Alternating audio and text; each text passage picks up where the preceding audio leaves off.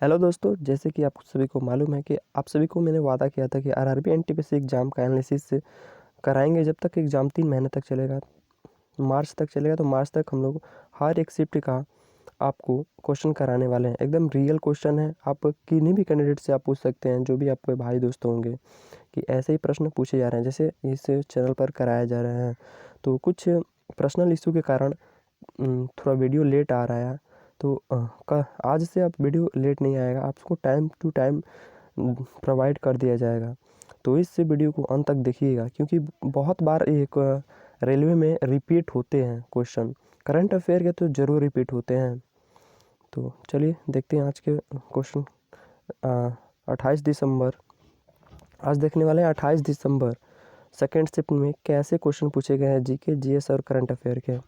क्योंकि एनटीपीसी बहुत ज़्यादा कैंडिडेट फॉर्म भरे हैं, तो बहुत ही लंबा प्रोसेस होता है एग्ज़ाम का, और बहुत बार रिपीट होता है क्वेश्चन, बहुत बार रिपीट होता है दोस्तों। तो आप डेली बाय डेली या एनालिसिस देखा करें।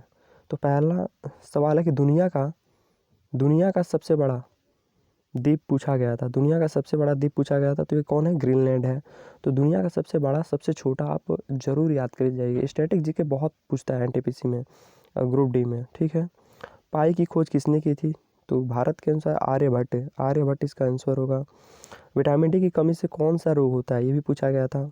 तो रिकेट्स, रिकेट्स ज़्यादातर पूछा जाता है कि रिकेट्स ऑप्शन में ज़्यादातर आते हैं, तो आपको रिकेट्स याद रखना है। और कैंसर और क्षय रोग भी हो सकते हैं। डी टू क्या है? डी टू क्या है? तो ये डी टू भारी जल होता है। डी टू पूछा था क्या है, ऐसे ही एकदम सवाल बनाया था। तो डी टू क्या है? भारी जल है।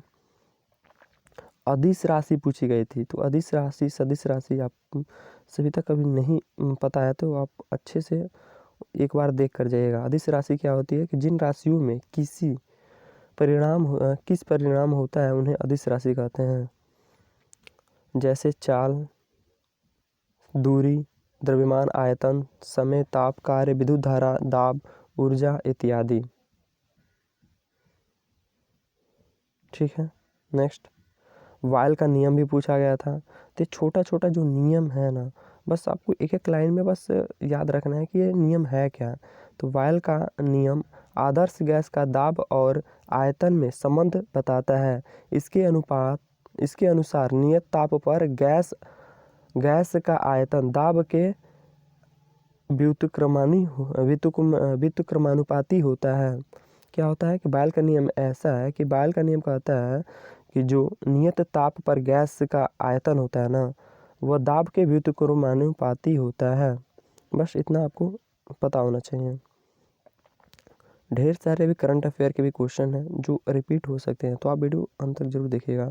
मौलिक कर्तव्य से भी क्वेश्चन पूछे गए थे। मौलिक कर्तव्य किस संशोधन द्वारा जोड़ा गया था? मौलिक कर्तव्य किस संशोधन द्वारा जोड़ा गया था?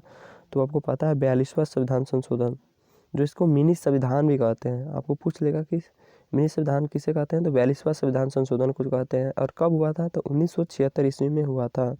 इसी के तहत मौलिक कर्तव्य को जोड़ा गया था। ठीक है, नेक्स्ट भारत में संविधान सभा के गठन का विचार किसने रखा था? तो भारत में संविधान सभा के गठन का विचार किसने रखा था? तो वामपंथी आंदोलन के प्रमुख नेता जो थे एम एन रॉय ने 1934 में संविधान सभा के गठन का विचार रखा था।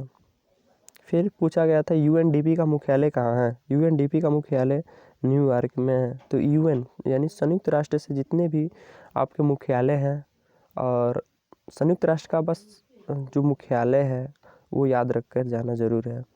तो यूएनडीपी का फुल फॉर्म क्या होता है? यूनाइटेड नेशन डेवलपमेंट प्रोग्राम होता है। क्या होता है? यूनाइटेड नेशंस डेवलपमेंट प्रोग्राम होता है।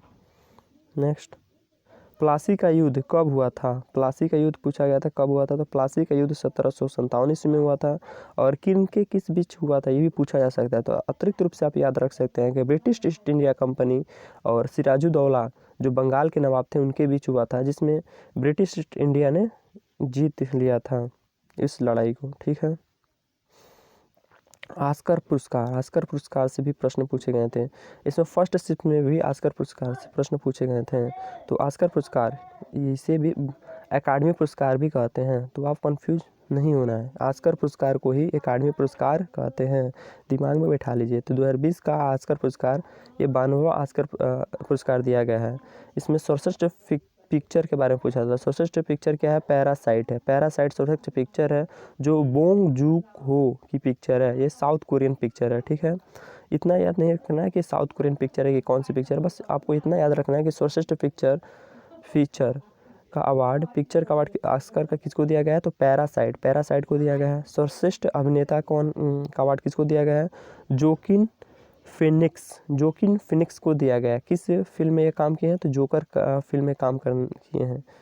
सर्वश्रेष्ठ अभिनेत्री जूडी फिल्म में काम की है, जो रैनी है, रैनी को दिया गया है। किसको दिया गया है? रैनी को दिया गया है, ठीक है। नेक्स्ट, जलियांवाला बाग हत्याकांड पर क्वेश्चन पूछा गया था। जलियांवाला बाग हत्याकांड कब हुआ था? तो 1919 में हुआ था, 13 अप्रैल 1919 में हुआ था। और अतिरिक्त रूप से आप याद रख लीजिए कि रोलेट एक्ट के विरुद्ध में ये जलियांवाला हत्याकांड हुआ था। और उस समय कौन जर्नल था? तो जनरल डायर था। उस समय जनरल डायर था, ठीक है। ये भी पूछ लिया जाता कि उस समय कौन जर्नल था? तो जनरल डायर था, ठीक है। बार्क का मुख्यालय पूछ लिया था। बार्क का मुख्यालय कहाँ है? तो भाभा एटॉमिक अनुसंधान केंद्र, जिसे बार्क कहते हैं, ये मुंबई में इसका हेडक्वार्टर है। जापान की मुद्रा पूछ ली थी, तो जापान की मुद्रा क्या है? एन है। ये बहुत बार एनटीपीसी में पूछा जाता है। एनटीपीसी नहीं, रेलवे के एग्ज़ाम का ये फेवरेट क्वेश्चन है।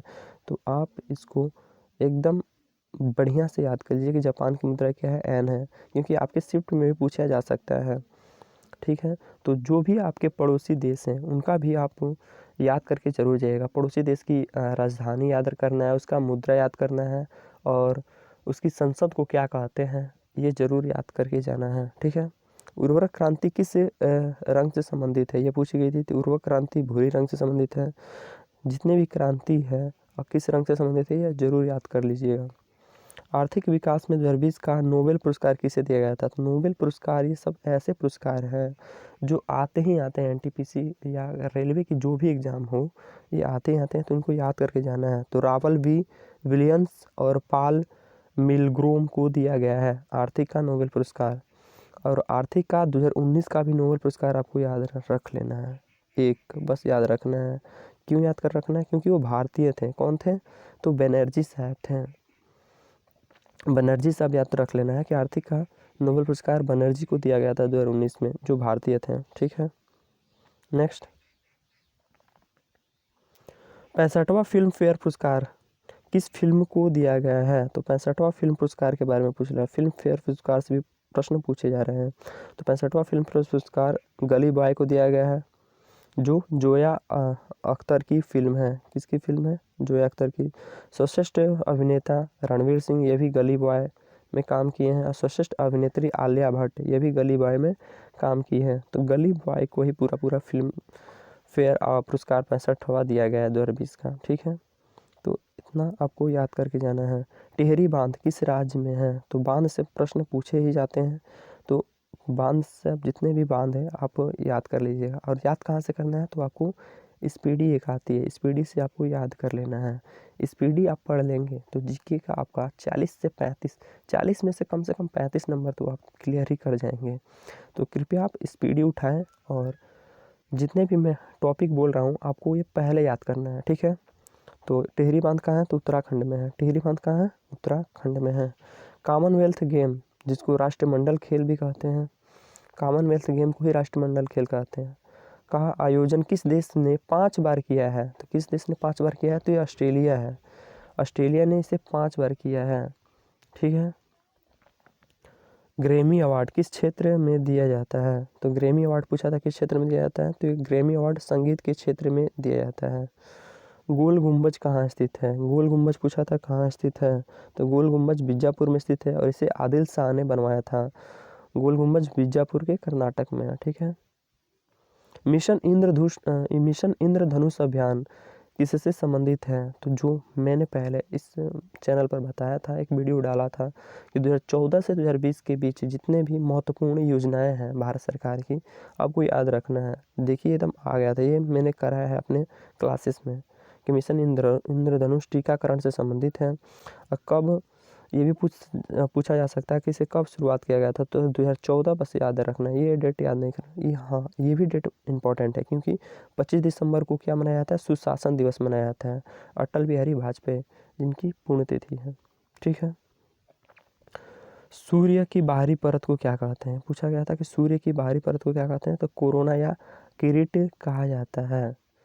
ठीक है, तो यही प्रश्न आए थे आपके एग्ज़ाम में, और जो भी आपके दोस्त हैं या जो भी परीक्षा देकर आए हैं, आप उनसे एक बार ज़रूर पूछ लीजिएगा कि सर जो ये करा रहे हैं ऐसे ही प्रश्न पूछे जा रहे हैं कि नहीं। एकदम हूबहू ऐसे ही प्रश्न पूछे जा रहे हैं और बहुत बार रिपीट भी होते हैं। तो आप ध्यान से देखिए और प्रश्न को बहुत बार रिपीट कीजिए। जो जो मैं टॉपिक बता रहा हूँ उनको ज़रूर पूरा करके जाइए एग्ज़ाम में, तब भी आप अच्छे मार्क्स उठा पाएंगे। ठीक है। और इसका PDF के लिए मैं डिस्क्रिप्शन में एक टेलीग्राम लिंक दे रहा हूँ, आप उसको ज्वाइन कीजिए और वहाँ से आप इस PDF को ले लीजिए और इसको 2-3 बार पढ़ डालिए। 2-3 बार पढ़ डालेंगे तो क्या होगा कि आपके जहन में बैठ जाएगा और आपको पता चल जाएगा कैसे प्रश्न पूछे जा रहे हैं। तो वीडियो अच्छी लगी तो अपने दोस्तों के साथ ज़रूर शेयर कीजिएगा। थैंक यू, धन्यवाद, हैव अ नाइस डे।